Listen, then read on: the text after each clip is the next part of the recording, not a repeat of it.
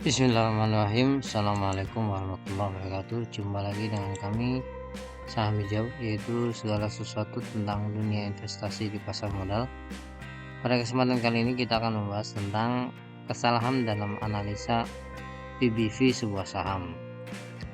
Sebelum lebih jauh, maka jangan lupa untuk subscribe, like, dan komen agar channel kami terus berkembang. Jadi PBV itu sebetulnya adalah harga dibanding nilai bukunya atau ekuitasnya. Jadi singkatannya kan sebenarnya price to book value ya. Jadi besarnya nilai yang dimiliki oleh pemegang saham jika semua aset dilikuidasi dan dikurangi dengan kewajiban perusahaan. Jadi betul-betul real harga bukunya. Nah, sayangnya kalau kita jadi investor di pasar modal, banyak yang salah menilai rasio ini ya. Salahnya itu apa? Biasanya kalau melihat sebuah saham PBV-nya di bawah 1, itu udah langsung dianggap wah murah ini. Atau PBV-nya di bawah 0,5, itu udah langsung disimpulkan sangat murah ini. Padahal menilai murah tidaknya sebuah saham itu tidak bisa dilihat dari PBV saja ya. PBV itu tidak bisa berdiri sendiri untuk menilai kemurahan sebuah saham.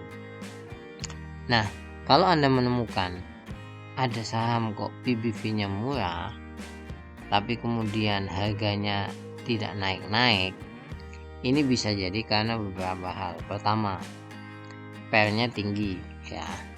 Jadi earning ratio-nya itu cukup besar ya. Jadi kan earning ratio semakin besar semakin tidak bagus.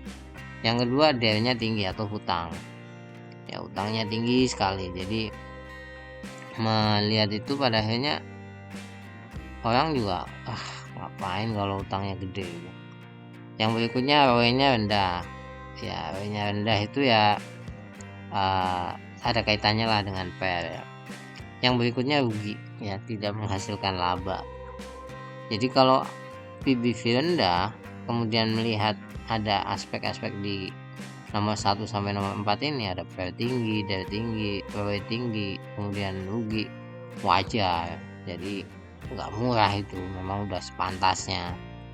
Nah, oleh sebab itu sekali lagi saya tekankan, PBV itu tidak bisa berdiri sendiri untuk menilai sebuah saham itu murah atau mahal. Contoh misalkan harga motor sebetulnya 10 juta tapi dijual 5 juta. Nah, itu PBV-nya murah memang, cuman setengahnya ya dari harga yang sesungguhnya. Tapi di saham itu nggak cukup kita mengatakan ini motor murah nih, harganya dikasih 5 juta. Jadi di saham itu di samping murah harus bisa menghasilkan laba gitu. Contoh misalkan ini bisa untuk menghasilkan pendapatan untuk ngojek misalkan, itu setahunnya 2 juta, udah besar kan. Harganya tadi 5 juta ya harga motornya, harga aslinya 10 juta dijual 5 juta, bisa menghasilkan laba 2 juta per tahun. Berarti kan balik modal cukup 2,5 tahun. Nah, di situ menilai murahnya perusahaan di bursa di pasar modal itu seperti itu. Yang berikutnya di saham juga memperhatikan kredit udah lunas atau belum. Contoh misalkan harganya tadi 5 juta, ternyata 5 juta ngutang ya, berarti kan utangnya besar seperti itu. Kemudian misalnya motor ini untuk ngojek misalkan ya, bensinnya selama ini ngutang, berarti kan hutangnya akan lebih besar daripada modal awal yang disampaikan. Nah, oleh sebab itu ada beberapa keadaan yang bisa Anda lihat di pasar modal ya, dari rasio-rasio yang sudah ada, terutama kombinasi antara PBV, PER sama DER. Contoh misalkan PER-nya 21, DER-nya 2, PBV-nya di bawah 0,5, itu wajar, bukan murah itu namanya. Ada keadaan kedua, PBV-nya di bawah 0,5 ya, PL-nya 11, DL-nya 3, itu juga wajar. Kalau tadi kan PL-nya 21 ya, PL-nya besar sekali, DL-nya agak kecil nih 2. Ini yang menjadikan pemberat PL-nya ini cukup besar. Kalau ini yang menjadikan pemberat adalah DL-nya. Ya, jadi seperti itu. Kalau ada seperti ini keadaan menarik, ada PBV 0,5, ada PL 7 kali, DL kurang dari 1.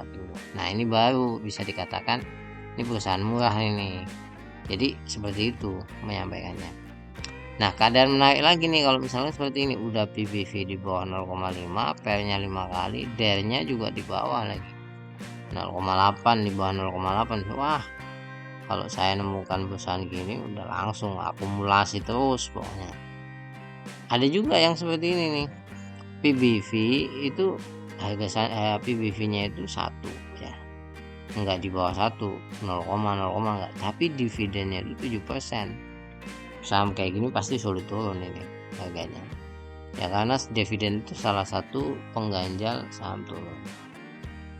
Ada juga yang seperti ini, dividennya 3%, PBV 0,7. Kalau ini masih bisa turun ya. Kenapa 3% nggak begitu besar? Kalau di saham tuh yang udah dimulai anggap besar ya, dividen itu di atas 5%. Nah, ini keadaan istimewa nih. Udah PBV 0,5, PL-nya 5 kali, DL-nya di bawah 0,8, dividen 8%. Saya pernah menemukan saham gini nih. Dan naiknya Anda tahu berapa? Naiknya 3 kali lipat ya. Dan sekarang mencari seperti ini belum nemu lagi. Jadi kalau ada perusahaan seperti ini aduh, udahlah, kalau saya masuk terus, akumulasi terus pokoknya. Jadi seperti itu, saya ingin menyampaikan bahwasanya jangan menilai perusahaan dari PBV saja, karena banyak faktor lain yang menjadi kombinasi dan membuat valuasi perusahaan itu menjadi murah. Sampai ketemu lagi, jangan lupa untuk subscribe, like, dan komen. Terima kasih banyak. Semoga saham Anda hijau. Assalamualaikum warahmatullahi wabarakatuh.